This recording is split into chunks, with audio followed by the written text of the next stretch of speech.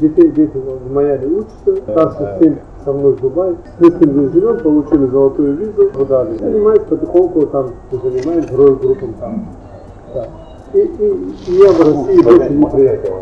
In this voice capture, former deputy of Russian State Duma and of course a prominent United Russia Party member, Магомед Гаджиев, boasts of living in the most elite corners of the world.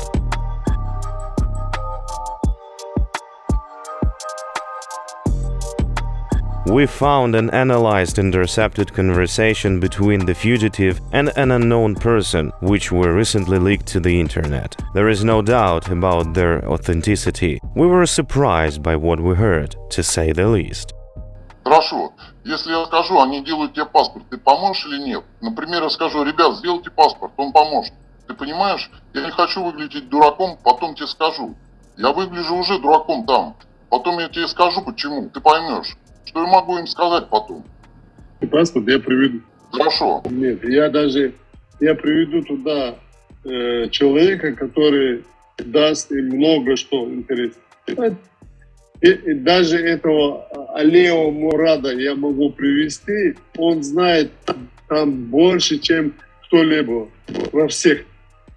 Я много что знаю. Да? Но я не хочу это говорить. Вообще даже после паспорта? Когда паспорт будет, мы можем обсудить много что. Хорошо, сначала паспорт, а потом продолжаем, да? Да, сначала билеты, потом кино. Ты же кино не можешь посмотреть, пока у тебя билет не будет, правильно? If you think that the cynicism of fugitive Russian politicians will no longer surprise you, we recommend that you get comfortable because today we will tell you how Магомед Гаджиев, while financing the army of invaders, seeks shelter in the West at any cost. For the sake of the cherished European passport, he is ready to tell anyone everything he does and doesn't know, to convince everyone who is ready to listen to him that he has always been against the war, and to try to bargain for immunity from prosecution in the West. The exposure of lies and the flow of paranoid delirium of the Russian fugitive is in the story. On the recordings, he quite openly says that he's never coming back to Russia, and that his main goal is to get the coveted passport. Это другое. Но, блин, у тебя будет беда в России. Я туда не еду. Я получу паспорт итальянский, я российский паспорт тот же день сдам. Магомед Гаджиев is a Russian politician and businessman who made 4 terms to the State Duma. He was a deputy from Putin's United Russia from 2003 to 2021. For a long time in the deputy chair, Гаджиев was remembered primarily for the fact that he acted as co-author of the most odious and vile laws. For example, a law imposing sanctions against US individuals and organizations, creating a basis for bypassing Western sanctions that restrict the activities of Russian and foreign NGOs in the country. Гаджиев became a joint author of a bill restricting the electoral rights of political opposition representatives. And there's more. Гаджиев took part in the annexation of the Ukrainian peninsula of Crimea, voting for the criminal decision in the State Duma. Гаджиев devoted his last term as a deputy to the integration of Crimea into Russia, having a hand in documents on the transfer of the rights to the subsoil in the Crimea and the basins of the Black and Azov Seas to the Russian Federation, as well as ownership of cultural and historical artifacts located on the occupied peninsula. Voting and writing nefarious bills was not only thing Гаджиев did before his flight from Russia. Since the mid-2000s, Гаджиев's involvement in criminal activities, including political influence peddling, kidnapping and murders, has been repeatedly mentioned in the media and social networks. In the criminal world, the ex-deputy is known as Maga Fixa, or Maga the Golden Tooth.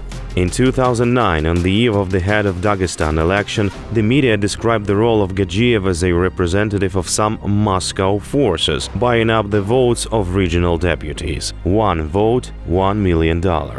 He is credited with participating in the bankruptcy of the port of Makhachkala, shady transactions with the pension fund of the Republic, the situation around the Kizlar cognac factory, and others.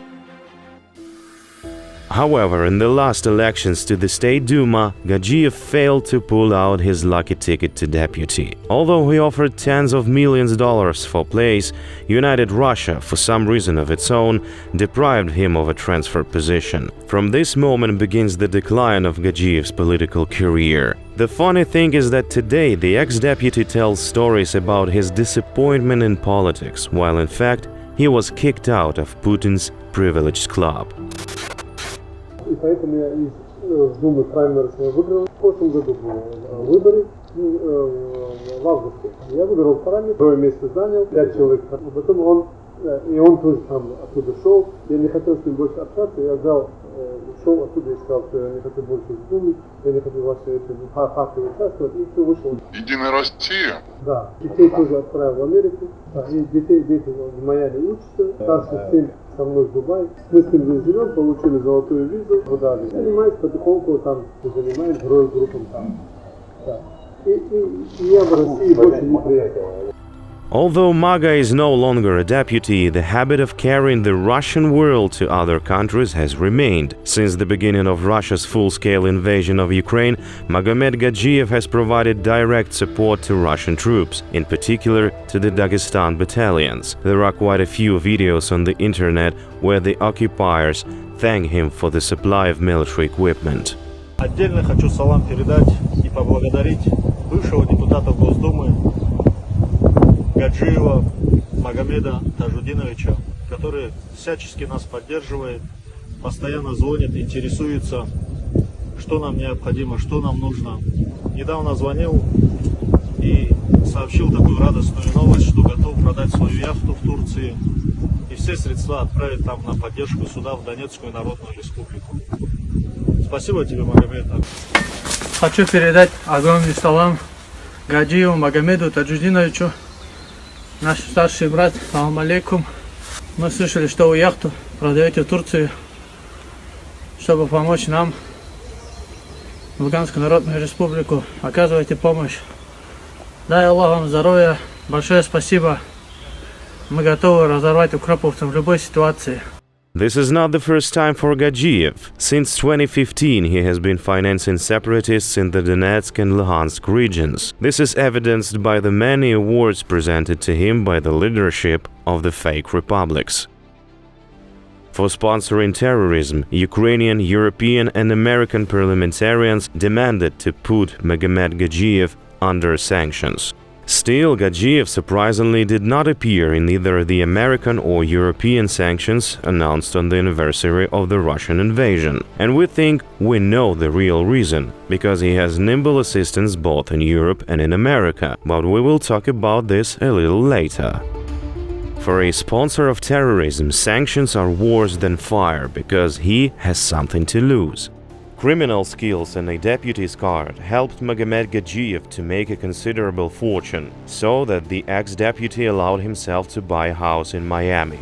According to the most conservative estimates, his assets in the United States reach millions of dollars. Everything was arranged for his second wife, Alena Avdeeva, who has a residence permit in the States, as well as for his son, Magomed Rasul Gadjiev, for whom his father bought a passport of St. Kitts and Nevis. In the United States of America, with which Gadjiev fought so stubbornly when he was a deputy from the United Russia, he initially planned to gain a foothold for a long time. He even picked up names for his sons suitable for Western countries.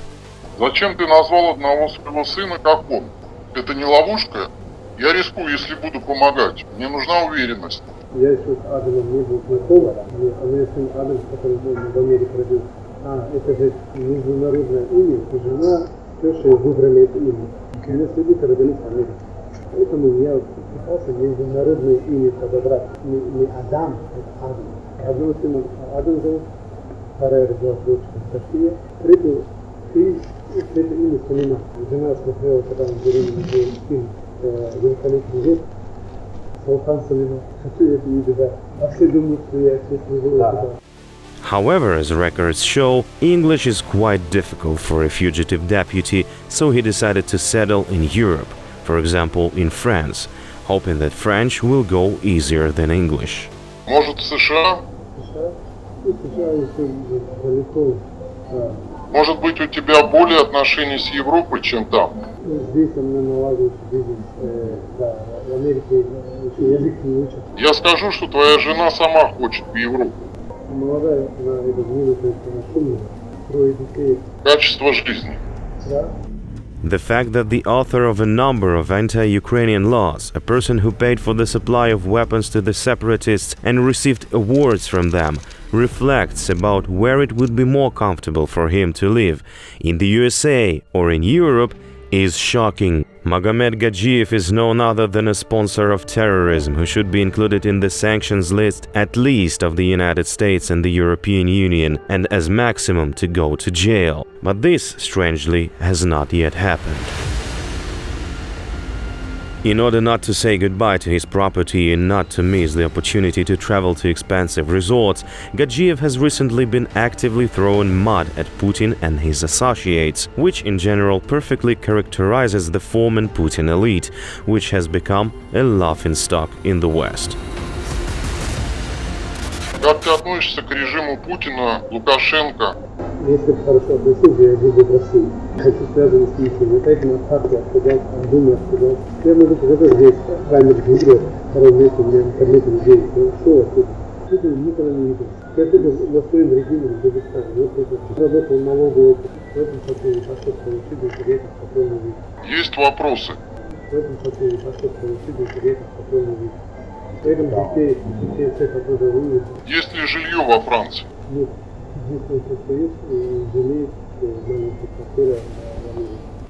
But not only Putin and Lukashenko bring frustration to the fugitive United Russia member, but also leaders of Russian opposition, to whom Gadjiev refers in a quite offensive way. Нет, когда у тебя есть паспорт и т.д., готов ли ты встречаться с Ходорковским и ему помогать?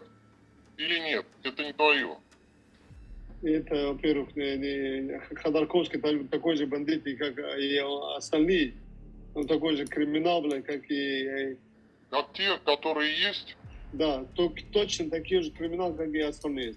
Раз они хотят его, он тоже криминальным образом пришел к власти. Я понял. Готов ли ты работать с Навальным? С Навальным точно нет. Пидорас, да? For the sake of completeness and fairness, we cannot stand to mention that Fixa find a couple of kind words about Ukrainian politicians. Про Украину. Есть какая-нибудь организация, которую ты поддерживаешь, или друзья, которых ты поддерживаешь там? Есть. Организация или друзья, которые там? Организация, друзья есть, поддерживаю. Это Ренат Ахметов поддерживает. Ренат? Я могу сказать про него или не надо? Можешь сказать. Ренат Ахметов. The way Gadjiev changes his attitude towards the war in Ukraine and the regime of dictator Putin shows how quickly he is ready to change his shoes for a Western passport. And this is just another lie to ensure a carefree life. Магомед Гаджиев failed to buy a Duma mandate, after which he decided to become an American where one of his wives settled long ago, or an Italian with another wife who likes local landscapes, or, in extreme cases, get a French passport. This story is a striking example of hypocrisy and betrayal of a man who, while sponsoring the murders of Ukrainians, dreams of a luxurious life in the civilized Western world. About who helps the fugitive Russian deputy to avoid American and European sanctions, and apparently quite successfully, we also learned from the records that turned out to be at our disposal.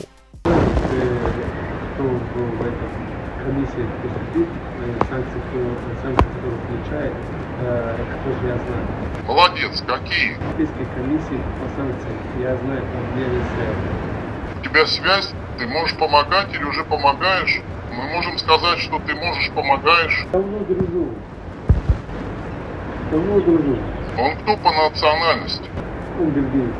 Ты ему не говори про наше дело. Я не хочу, чтобы копали на меня. Не, я не хочу. Я могу с криминалом познакомить с ним. На всякий случай. Он интересный человек? Да.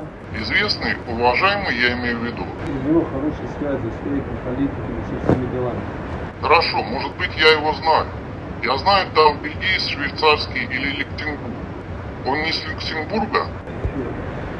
Он занимается списком санкций сам?